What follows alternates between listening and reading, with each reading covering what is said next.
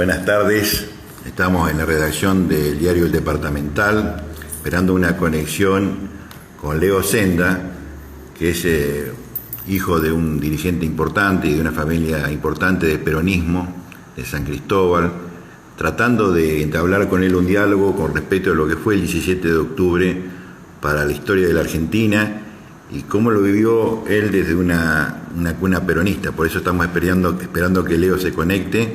Él vive en Santa Fe, es abogado y bueno, también estaba muy deseoso por hacer esta entrevista para poder hablar desde otros lugares, desde la política de San Cristóbal y del país, ¿no? Así que bueno, les pedimos que se queden un ratito, que nos esperen un ratito, que ya vamos a tener la conexión con Leo. Hola, Cacho. Hola Leo, ¿cómo te va? ¿Cómo te va? Un gusto charlar con vos. Bien, bien, bien. Ya te vas a conectar mejor. Me imagino que también tratás de guardar la imagen que tenían las chicas en la época de tus mozos años acá en San Cristóbal, ¿no? ¿Cómo andás, Leo? Bien, bien. Encerrado porque vos sabés que le dio COVID positivo a la nena más chica mía, así que obligado a guardar 14 días de aislamiento, ¿viste? Pero en lo general bien, bien, bien, Eh, trabajando. bueno, Leo, un poco yo le contaba a la gente, sobre todo a la gente que no nos conoce, que ya tiene otra edad, que es más joven, un poco quién eras vos antes de empezar para preparar el auditorio de este encuentro que vamos a hacer, esta charla que vamos a tener sobre nada más ni nada menos que el 17 de octubre, una Sí, fecha fundacional para la Argentina, para la política de la Argentina y sobre todo para el peronismo, ¿no? sí. Leo, yo un poquito quería repasar tu vida, como fue, vos estudiaste acá fuiste a la Escuela Belgrano, me supongo, después seguiste en el Sí, Nacional. Oh, sí. Sí, fue así. Bueno, mi familia todavía está en San Cristóbal, salvo mi viejo que falleció. Eh, sí, estudié la primaria en el Colegio Manuel Belgrano hasta séptimo grado. Después fui al secundario y a los 17, 18 años me vine a Santa Fe a estudiar Derecho. Y bueno, por esa cuestión del destino, eh, me quedé ya en Santa Fe y no regresé. Me quedé ejercer la profesión y trabajar acá y demás. Pero bueno, tengo un cariño muy especial por San Cristóbal, no solo porque vivo en mi familia, sino porque, bueno, los primeros años de mi vida fueron en ese pueblo querido y bueno, uno siempre lo tiene dentro del corazón. la época de que se yo todavía. La época de qué sé yo, sí, sí, sí. Eh, y tengo entrañables amigos y bueno, eh, nos seguimos comunicando y cuando yo voy trato de juntarme con ellos y demás, ¿viste? Pero tengo el mejor recuerdo de San Cristóbal, el mejor recuerdo. Un poco para contar tu vida también, que no estuvo alejada de la política, estuviste siendo asesor en dos gobiernos importantes en las municipalidades de Santa Fe, el de ni más ni menos que uno de los miembros de la Corte de hoy, con Rosati, Eh, y después estuviste con Álvarez. Contale un poco a la gente qué estuviste haciendo. eh, sí, con Horacio, que tengo hasta el día de hoy una amistad y somos los dos fervientes hinchas de Boca, a pesar que mis dos hermanos son fanáticos de River. Horacio es un fanático de Boca, incluso ha escrito 2 libros sobre la historia de Boca. Cuando él asumió la intendencia en el 95, me convocó para, para trabajar en la dirección de vecinales. En ese momento había 81 vecinales y me tocó, bueno, el trabajo eh, de trabajar con las vecinales y ver cuál era las necesidades, las inquietudes barriales que tenían las vecinales de Santa Fe y hacer un poco la coordinación política entre el intendente y, por supuesto, las organizaciones de la sociedad civil, las vecinales, clubes y demás. Después estuve como asesor de gobierno con él. En el 99, en ese momento trabajé con él. Me pidió que trabaje, que sea su secretario de promoción comunitaria. Así que, bueno, trabajé con él en promoción comunitaria y en el año, después de la crisis del 2000-2001, me fui a trabajar a Desarrollo Social de la Nación, primero en la dirección de emergencia comunitaria y luego trabajé con Daniel Arroyo, el actual ministro, del cual también tengo muy buena relación. Y bueno, y ahora estoy como director provincial de técnica legal del Ministerio de Cultura con el ministro, con Jorge Lyons.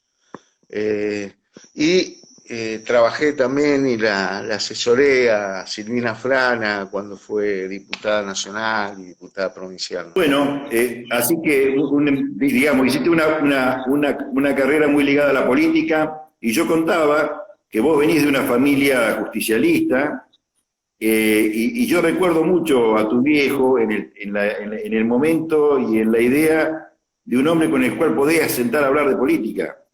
Y no era el único en esa época, era el momento en donde vos podías ir a tomar un café y en gente y personas de diferentes partidos, de diferentes ideologías, hablábamos. Y tu viejo era una de esas personas clave, él, Pancho Bassano, había varias personas con las cuales uno podía charlar mucho y esa cosa habitué que teníamos en San Cristóbal que se fue perdiendo un poco con el tiempo, ¿no?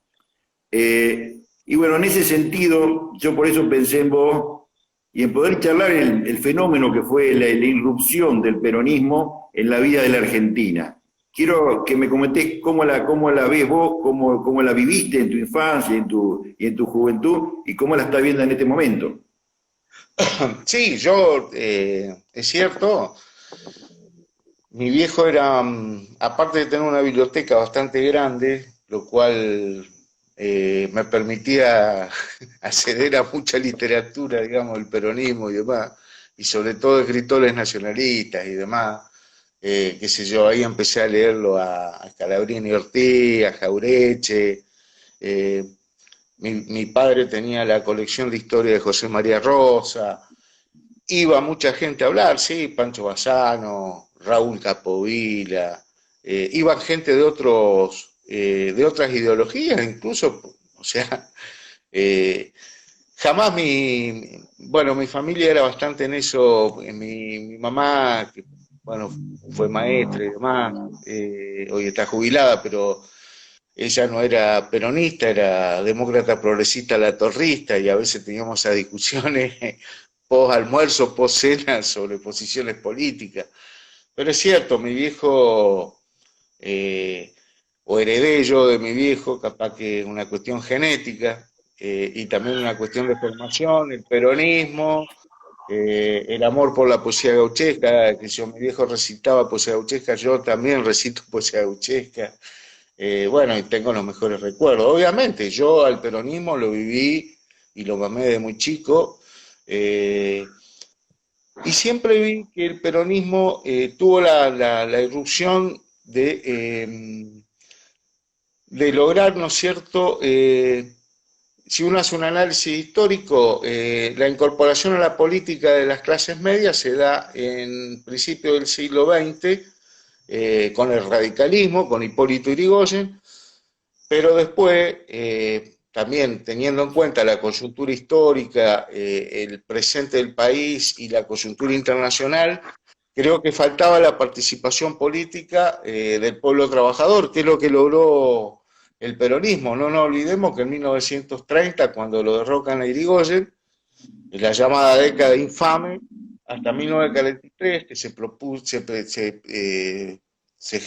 fue gestionando gestionaron una revolución nacionalista, algunos oficiales del ejército, del cual participaba Perón, el GO y demás. Bueno, le permitió en ese gobierno que reconozco, es un gobierno de facto, a Perón le dan la Secretaría de Trabajo y Previsión Social, del cual hace un trabajo eh, incansable y aparte espectacular. Si tomamos en cuenta que en esa época, no estoy haciendo una crítica, estoy haciendo una descripción de los hechos, no se pagaba, no había jornada laboral de 8 horas, se trabajaban horas, no había leyes laborales, no se pagaba aguinaldo, no se pagaba vacaciones, bueno, todo eso lo logró Perón. Cuando un ala bastante conservadora del ejército lo detiene y lo lleva a Martín García, se va a producir un movimiento que creo que es la carta de gestación o el nacimiento del preperonismo con el 17 de octubre, que 1.200.000 personas salen a buscarlo a Perón y que lo liberen y lo saquen de Martín García. Obviamente, yo creo que vivíamos del fraude patriótico, salvo Irigoyen hasta 1930, pero no olvidemos que tampoco votaban las mujeres, porque las mujeres no tenían participación activa en la política y no tenían derecho ni pasivo ni activo político. Aparte se votaba a partir de los 21 años, ya que votaba solo el 23%. Si bien la ley San Peña dice que el voto es universal, secreto, es obligatorio, se votaba el 23% de la población. Se dan alguna dominación económica, que en ese momento el país hegemónico obviamente era Inglaterra, y bueno, el peronismo viene a corregir la injusticia social, la dependencia económica, todos los medios de producción eran extranjeros, o sea, lo que había una pérdida total de nuestra soberanía, y eso constituyeron los pilares básicos de ese Estado, que era un Estado demoliberal. Yo, o sea, no hago una crítica, describo históricamente lo que ocurrió. Bueno, ante eso se va a generar un movimiento, que es el Movimiento Nacional Justicialista, y el nacimiento del peronismo. En todo el transcurso de nuestra historia, y lamentablemente también en nuestros días, podemos encontrar posiciones antagónicas sobre lo que es bueno o no es malo. Yo creo que lo que no debemos es, digamos, dejar de lado los contextos nacionales e internacionales, porque también nace el peronismo después de la Segunda Guerra Mundial. Hay una coyuntura muy especial. No nos olvidemos que cuando el pueblo lo buscan a Perón y habla a las 11:30 de la noche, Perón les dice que regresen a su casa, no regresaban. Bueno, le ofrece, en pocas palabras, todas las gobernaciones y que él sea el candidato a presidente. Y bueno, ni mosca, y forma la Unión Democrática, que es la unión de todos los partidos políticos, y con la dirección política o de campaña de quien era bueno, se fue a elecciones y el peronismo gana en forma limpia las elecciones. Por eso hay un plano político, hay un plano, ¿no es cierto?, un plano en orden de los valores espirituales, porque había una mujer al lado de él que, como decía Perón, yo iba construyendo la casa y Eva iba incorporando a los desvalidos, a los menesterosos, a los que peor la estaban pasando. Y ese valor espiritual Leo, te enseñaba. Sí. Leo, también de alguna manera esto constituye un nuevo segmento social que tiene un protagonismo distinto, que es el que faltaba en la Argentina, que es la clase obrera, se organiza, genera un montón de avances, pero también tiene mucha incidencia en lo que es la industria nacional, la creación de lo que se llamó la mecánica liviana, la política de sustitución de productos importados, que empezaron a hacer en la Argentina. Sí. Hoy ese debate todavía está abierto en el mundo, y en la Argentina nuevamente, después de esta crisis que está viviendo el país y que está viviendo el mundo, ¿no? Sí, ni hablar. Es más, cuando en el 47 por la deuda que tenían los países que obviamente habían estado en la guerra, Segunda Guerra Mundial, y se encontraban en una situación de pobreza y de falta de liquidez y demás. Aparte, no nos olvidemos que en 1945, 44, cuando terminó la guerra, y el 45, después de Yalta, el mundo se dividió y fue bipolar, y hubo una parte que fue el mundo comunista, como se llama hoy, el mundo capitalista.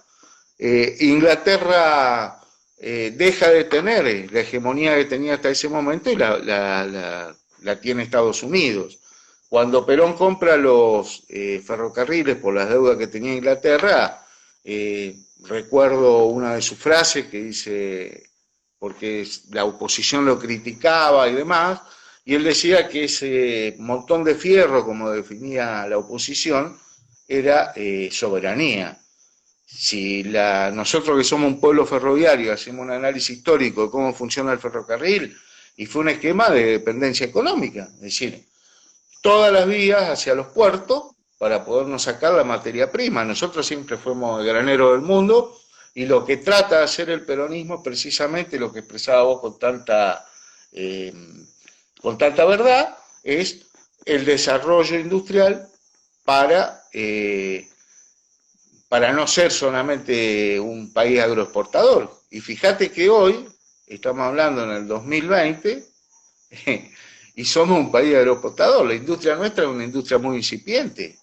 Nosotros habíamos desarrollado hasta energía atómica en ese momento. La energía atómica, obviamente, con fines pacíficos, ¿no? Pero bueno, sí, yo creo que pasa por ahí, por la dignidad del trabajador y poder darle la posibilidad de un desarrollo sostenido de la industria nacional. Después sí, todo lo que creó el peronismo en obra pública, en salud, podríamos hablar horas. No nos olvidemos que en esa época no había Ministerio de Salud, había Ministerio de Agricultura, decía Perón, para cuidar las vacas, no teníamos Ministerio de Salud para cuidar a las personas. No lo hablo de tono ni peyorativo ni desmereciendo, al contrario. Es más, creo que uno de los graves problemas también fue, ¿qué es lo que existe en la actualidad? La mala distribución de las tierras y la inequidad en la distribución de la riqueza. Y hoy, en un país que tiene el 50% de pobres, nos tiene que doler al margen de cualquier ideología política, ¿no? Y después, obviamente, todo lo que fue en el orden de los valores materiales, hubo un derecho a trabajar, el derecho a una retribución justa, el salario mínimo vital y móvil, la preservación de la salud, el bienestar y la seguridad social, la protección de la familia. En 1949 se creó una constitución nueva, inspirada por Arturo Sampay y otros grandes constitucionalistas, que deja de lado la constitución liberal de 1853, que estaba en auge, porque en esa época el liberalismo era el auge. Pero bueno... Leo, ¿qué mirada le dejás, como para ir cerrando esta nota, qué mirada le dejás a los jóvenes? ¿Cómo ven ese 17? ¿Cómo le podés explicar lo que pasó en ese momento y qué comparación podés hacer con lo que está pasando en el país en este momento? Sí, yo creo que tanto los jóvenes como las mujeres, y los jóvenes fundamentalmente, digamos, yo no le pido el martirio, pero sí le pido un poco de epopeya en esto de heroísmo. Yo creo que los jóvenes son los que van a salvar esto. Primero porque son sanos, segundo porque tienen una rebeldía propia, bueno, que les da un sustrato, un especial como para modificar las cosas. Yo creo que ellos pueden sí ganar la batalla cultural, son solidarios, tienen, digamos, la posibilidad de, no de repetir el 45, porque el 45 es irrepetible y porque las circunstancias temporoespaciales históricas son otras, pero sí, yo creo que la juventud tiene que participar mucho más en política, en lo social. A mí, y lo digo con todo respeto, a mí muchas veces me duele San Cristóbal. Si vos analizás, yo el otro día analizaba con un amigo, desde el censo del 70, el 80, el 90, el 2000, el 2010, San Cristóbal tiene prácticamente la misma cantidad de habitantes. O sea, muestra una involución. Ahora, ¿qué es lo que le falta a San Cristóbal? Y no estoy, digamos, yo cuando hablo de política no personifico la política porque no me gusta, ¿viste? Y aparte el peronismo también tiene, tiene que hacer su autocrítica, y su autocrítica obviamente se hace en los carriles que corresponde y en los mecanismos internos. Ahora, desde el año 95 a hoy gobierna un signo político en San Cristóbal. Tampoco pudo revertir esa situación. San Cristóbal, yo lo que veo que le falta, yo lo enfocaría o daría un término que no sé si es el correcto, pero le falta un desarrollo local. Es decir, no dispone de un cuerpo teórico homogéneo. Yo me acuerdo en Nación cuando le bajábamos cosas a distintos lugares, con un buen criterio, porque nadie puede imponer cuál es el perfil productivo, sino que el perfil productivo tiene una idiosincrasia según el lugar donde vos estás, qué sé yo. Tandil y Rafaela tienen la misma cantidad de habitantes, pero Rafaela es esencialmente metalmecánica y Tandil no. Es más agroganadera, más... Bueno, ese perfil nadie se lo cambia. Yo lo que no veo en San Cristóbal, que con el cierre del ferrocarril, que siempre fue una discusión histórica, los que te decían que por el ferrocarril San Cristóbal no progresaba, y otros que te decían, no, el cierre del ferrocarril, y yo soy un convencido que el cierre del ferrocarril produjo una pérdida del etos cultural de San Cristóbal. San Cristóbal es esencialmente un pueblo ferroviario. Bueno, ahora el otro día charlé, porque tengo una cierta relación de amistad con Sacia, que es el secretario general de la Unión Ferroviaria. Charlé con él y él me decía de la intencionalidad, de ver, bueno, yo creo que la crisis que vive el país, y bueno, obviamente San Cristóbal no es una isla, debe perfilarse a eso, de ver a ver qué enfoque de perfil y de desarrollo local, de generación de empleo, de trabajo, de que los jóvenes no emigren, y esa también es una tarea de la juventud. La juventud tiene que actores de locales en las políticas sociales y que superan tensión y problemáticas son los jóvenes. Yo por eso creo que tienen que participar mucho más. Deben tener un rol muy más relevante a nivel local, y me parece bárbaro las secretarías de la juventud, los gabinetes jóvenes y demás, pero me da la impresión que hay que impulsarlos más, hay que darle más herramientas y tratar de que esa participación de ellos, de los jóvenes, puedan consolidar e institucionalizar instancias de participación y creación de consenso que no hay.